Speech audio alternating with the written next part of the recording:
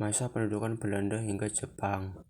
Dalam sejarah kemerdekaan Indonesia tercatat Belanda mendirikan Verenigde Oost-Indische Compagnie atau disingkat VOC, yaitu Kongsi Dagang Hindia Timur Belanda yang memiliki hak istimewa di Indonesia dalam urusan perdagangan. Mereka berhasil memonopoli perdagangan Indonesia melalui penindasan sampai perampasan kepada rakyat. Walaupun di tengah jalan VOC dibubarkan, kolonialisme Belanda tak berhenti begitu saja. Mereka mendirikan pemerintah Hindia Belanda yang membuat bangsa ini semakin sengsara karena sistem tanam paksa dan membangun fasilitas jalan di beberapa wilayah Pulau Jawa. Semakin hari tokoh-tokoh bangsa tak berhenti menyuarakan kemerdekaan. Mereka terus menggalang kekuatan untuk melawan dan berjuang hingga banyak orang yang gugur di medan perang. Hingga akhirnya Belanda berhenti menguasai Indonesia usai 350 tahun melakukan penjajahan. Namun pada 1942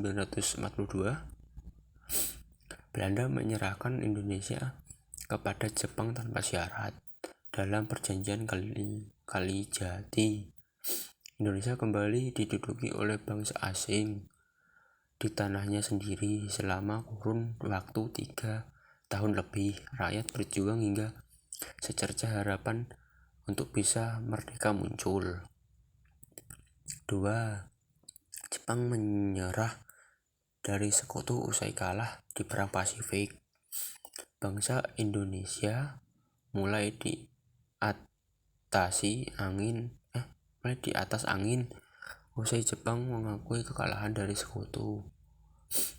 Mereka tak lagi didaya setelah 14.000 lebih rakyat menjadi korban akibat luluh lantahnya Hiroshima oleh bom atom pada 6 Agustus 1945 dan Nagasaki 3 hari setelahnya.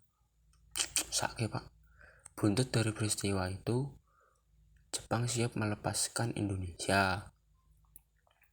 Setelah mendengar kabar tersebut, ditambah pasukan Jepang yang sudah diambang kehancuran, para tokoh senior kala itu langsung bergegas cepat guna menegaskan jika bangsa Indonesia ingin merdeka. Dalam sejarah kemerdekaan Indonesia mencatat, tokoh senior langsung menginisiasi berdirinya Badan Penyelidikan Usaha-usaha Persiapan Kemerdekaan Indonesia yang disingkat BPUPKI, yang diketuai oleh Dr. Rajiman Weddiodiningrat. Namun tak lama berselang, badan tersebut berganti nama jadi Panitia Persiapan Kemerdekaan Indonesia yang disingkat PPKI, yang dipimpin oleh Dwi Tunggal Soekarno dan Muhammad Hatta. Rajiman ditemani Soekarno dan Hatta pun diterbangkan ke Vietnam pada 10 Agustus untuk bertemu Panglima Tentara Jepang di Asia Tenggara, Marsekal Hisaichi Terauchi. Di sana disepakati negara matahari terbit memberikan kemerdekaan ke Indonesia. 3. Penculikan Soekarno dan Hatta ke Rengas Dengklok. Pada waktu bersamaan, saat ketiga tokoh penting berada di Vietnam, golongan muda seperti Sultan Syahrir dan pejuang lainnya bergerilya untuk menyuarakan Indonesia segera memproklamasikan kemerdekaannya. Mereka tak mau mengikuti hasil pertemuan pimpinan PPKI di Vietnam karena tak mau menganggap kemerdekaan itu hadiah dari Jepang. Sultan Syahrir dan rekan-rekannya seperti Wikana Sukarni, Khairul Saleh, DNID sampai Swebadio menemui Dwi Tunggal yang baru pulang dari Vietnam untuk mendesak mereka segera memproklamasikan kemerdekaan. Namun Soekarno dan Hatta tidak mau mengikutinya karena mempercayai hal itu berisiko bisa menimbulkan pertumpahan darah. Terlebih mereka belum yakin Jepang sudah menyerah. Dalam sejarah kemerdekaan Indonesia, golongan pemuda tercatat nekat menculik Soekarno dan Hatta yang jadi ketua PKI dan membawanya ke Rengas Dengklok. Pada 16 Agustus 1945 dini hari. Di sana keduanya kembali didesak untuk memproklamasikan kemerdekaan lebih awal dari waktu yang sudah ditentukan di pada 24 Agustus 1945.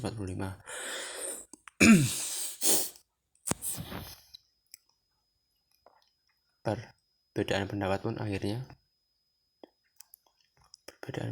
pun akhirnya kembali muncul karena Dwi Tunggal masih bersikukuh dengan waktu yang sudah ada.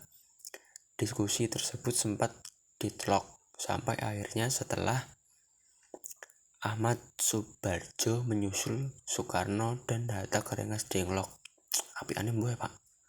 Dalam sejarah kemerdekaan Indonesia itu, mereka bersepakat untuk mempercepat pembacaan proklamasi dengan syarat Subardjo bisa membawa Soekarno dan Hatta kembali ke Jakarta dan menyiapkan teknisnya.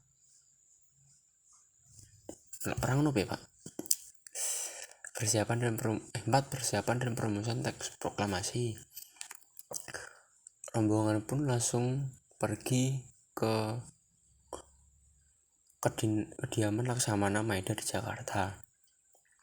Mereka membahas mengenai hal-hal yang sudah disepakati bersama dengan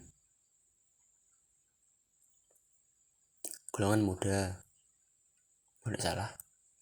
Ketiganya pun dipertemukan oleh Maeda kepada kepala pemerintah militer atau Gun Saikan di markasnya untuk membahas upaya tindak lanjut yang akan dilakukan.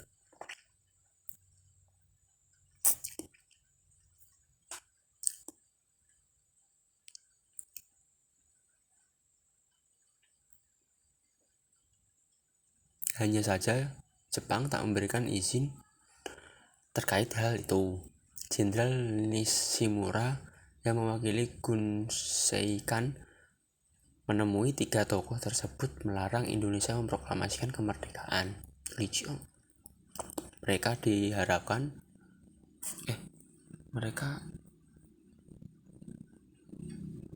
diminta tetap menjalankan semuanya seperti rencana awal dan tak mau ada perubahan status quo sambil menunggu kedatangan sekutu. Melihat gelagat tidak baik, ketiganya pun akhirnya memutuskan menggelar sidang PPKI untuk segera mempercepat waktu pembacaan proklamasi Indonesia. Mereka bersama anggota PPKI dan beberapa golongan muda pun kembali ke rumah Maeda untuk mempersiapkan hal tersebut, termasuk merumuskan teks proklamasi.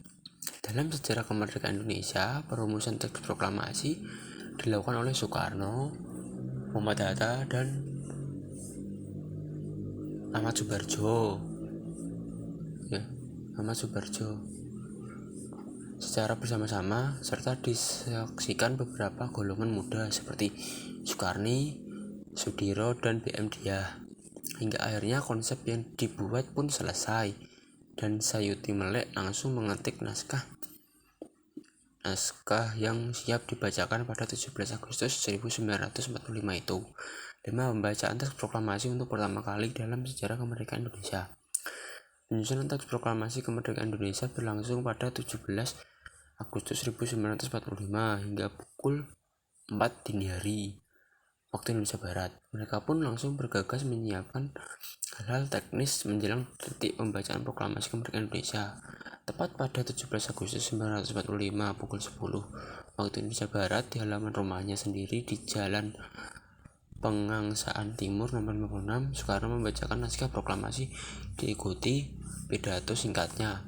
Setelah itu, bendera merah putih yang dijahit oleh Fatmawati pun dikibarkan oleh prajurit peta Latif Hendradiningrat setelah sebelumnya Trimurti menolak mengibarkannya. Selesai, Pak.